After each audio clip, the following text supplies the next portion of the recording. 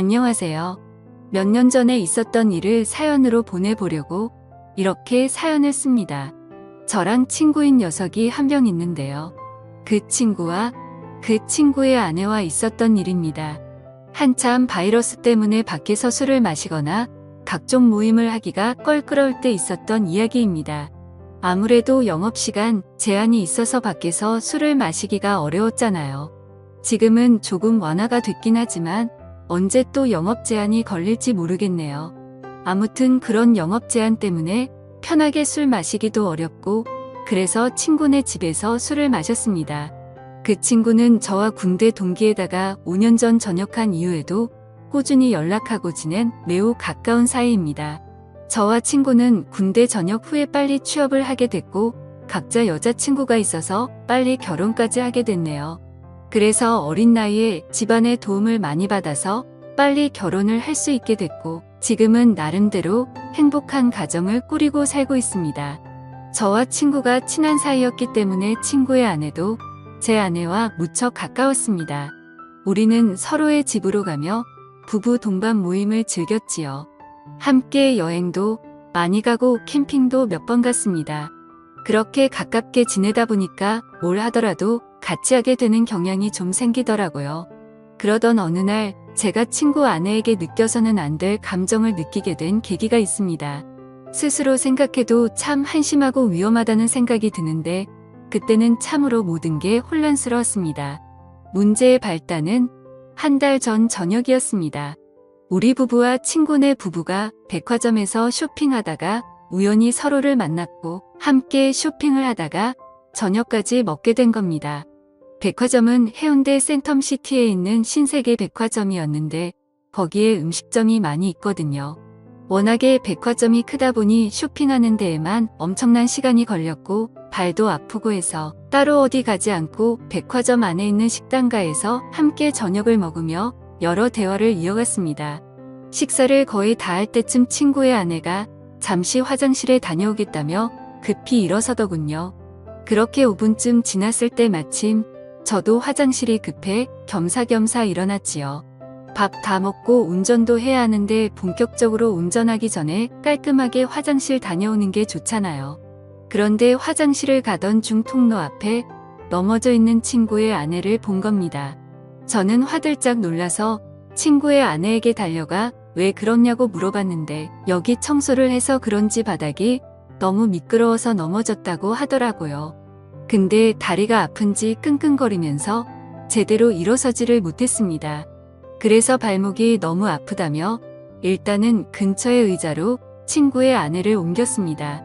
저는 친구에게 전화해 지금 재수 씨가 발목을 삐어서 편한 신발을 신어야 할 것 같다며 차에 가서 편한 슬리퍼 같은 신발 있으면 가져와 달라고 말했고 친구가 올 때까지 일단 응급처치를 해야겠다고 생각했습니다. 발목 쪽을 만져보니 통증을 너무 강하게 느끼길래 일단 신발을 벗자고 말했습니다.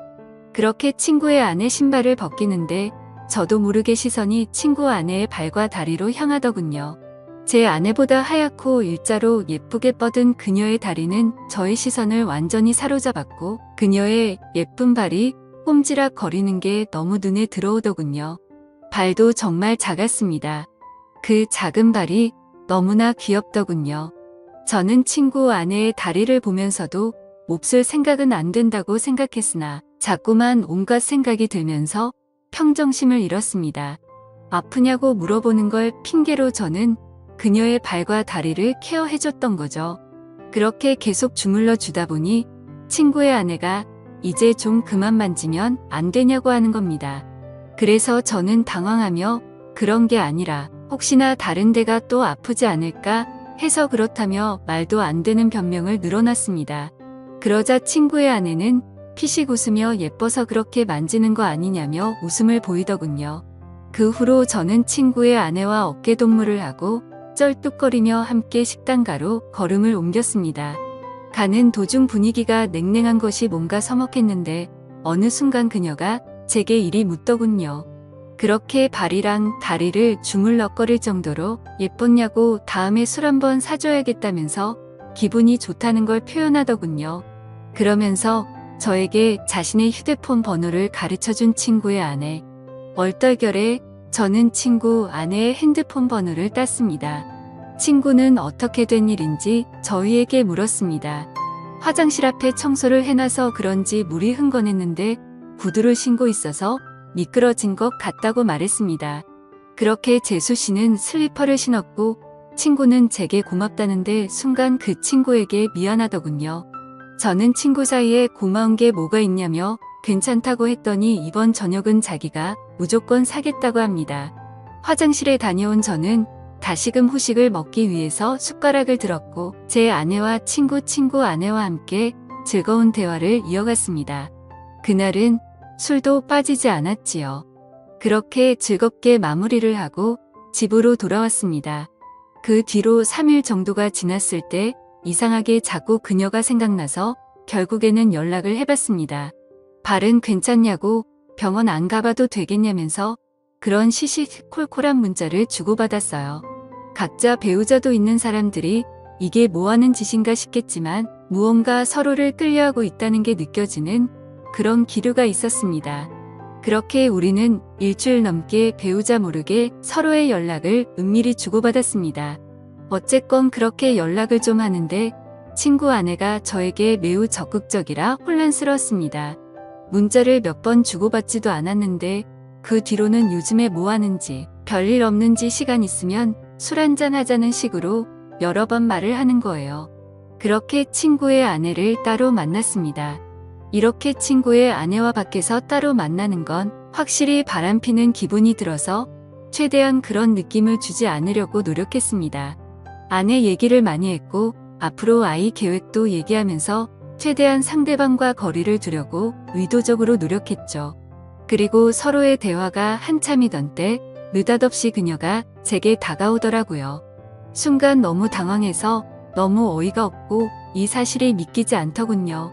그녀를 마주보고 대화하던 제 얼굴은 크게 일그러졌고 친구 아내는 저를 보며 도발하는 눈빛을 날렸습니다. 초저녁에 만나서 그렇게 간단하게 자리를 가지려고 했는데 계속 이렇게 하다가는 뭔가 사고를 칠 것만 같아서 저는 급하게 집으로 가야 한다며 집으로 돌아갔습니다. 솔직히 너무 무섭더군요. 그녀는 정말 친구에게는 과분하다는 생각이 들 정도로 아름다운 미녀인데 왜 갑자기 저한테 그렇게 대놓고 도발을 하는지 믿을 수도 없었고 그럼 그녀의 태도를 어떻게 받아들여야 할지 혼란스럽기만 했습니다. 그렇게 안절부절 못하면서 휴대폰만 보고 있었는데 어느새 시간은 12시쯤이 되었고 마음이 심란해서 잠이 오질 않더군요. 그런데 느닷없이 어디선가 전화가 걸려오는 겁니다. 친구 아내였습니다. 저는 전화를 받지 않으려고 했으나 자꾸만 걸려오는 전화에 난감했습니다. 제 아내는 이 야심한 밤에 누구냐며 짜증을 냈고 저는 회사 상사 전화라며 거실로 나와 걸려오는 전화를 속삭이며 받았습니다. 이렇게 늦은 시간에 왜 자꾸 전화하냐고 말했습니다. 그러자 한동안 말이 없던 그녀는 남편이 오늘 급하게 출산 때문에 지방으로 내려간다며 우리 집으로 오라고 하더라고요. 저는 가지 않겠다고 대답하고 전화를 끊었지만 마음이 너무 혼란스러웠습니다. 사실은 미치도록 가고 싶었습니다. 도저히 그녀의 유혹을 떨쳐내기가 쉽지 않더라고요. 앉아서 10분 동안 안절부절하며 생각만 한 것 같습니다. 이건 마치 하늘이 준 기회라고 생각했거든요. 아직 혈기왕성한 어린 나이에 한 명이라도 더 경험하는 것이 하늘이 나에게 준 축복이 아닐까 하는 생각이 들었습니다. 도저히 그 유혹을 떨쳐버릴 수 없었습니다.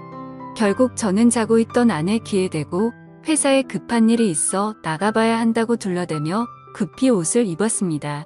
그렇게 집에서 나온 저는 친구네 집으로 향했습니다. 친구의 집 앞 대문에 서서 가만히 있었습니다. 항상 이곳으로 올 때면 친구가 저를 반겨줬는데 오늘은 친구가 아니라 친구의 아내가 저를 반겨주겠다는 생각이 들더군요. 한편으로는 마음이 참 씁쓸했습니다. 그렇게 집으로 들어가 현관을 지나 거실로 들어서니 촛불이 켜져 있었고 와인까지 준비되어 있었습니다. 그 광경을 보고 저는 정말 두근거리더라고요. 친구 아내는 예쁜 미소를 지으며 쳐다보는데 정체가 도대체 뭔지 궁금했습니다. 만반의 준비를 하고 친구의 남편을 꼬시는 여자가 정상이라고 생각이 들지 않았거든요. 저는 일단 경계하는 자세로 그녀와 이야기를 이어나갔습니다. 그녀의 이야기를 들어보니 충격적인 사실을 한 가지 알게 됐습니다. 자기가 지금 이러는 이유는 자신의 남편이 먼저 바람을 폈기 때문이라는데요. 남편은 어느 순간부터 출장을 굉장히 많이 가기 시작했고, 그런 남편이 의심스러워서 남편의 휴대폰을 조금씩 봤다고 하더라고요. 근데 남편의 휴대폰에는 직장 동료와 주고받은 연락이 상당히 많았는데 그 중에 몇 명의 후배와 나눈 연락은 느낌이 많이 달랐다고 합니다. 심지어 한 명의 후배와 바람을 피운 게 아니고 여러 명의 여자와 동시에 바람을 피우고 있었던 겁니다. 그러니까 그렇게 출장을 핑계대며 항상 외박을 했던 것이었어요. 그래서 자기도 바람을 필 생각으로 저에게 도발을 했다고 말하더라고요. 그렇게 그녀의 이야기를 한동안 듣던 저는 와인에 취해 속 마음을 털어놓았고 결국 그날 이후로 친구 아내와 저는 몰래 만나는 사이가 되었습니다. 어떻게 보면 참 이상하다고 생각할 수도 있지만 서로가 연인처럼 만나면서도 친구 아내의 고민과 깊은 감정까지 주고받았습니다. 그렇게 몇 달이 지나고 여름 휴가를 받게 되는 날이었습니다.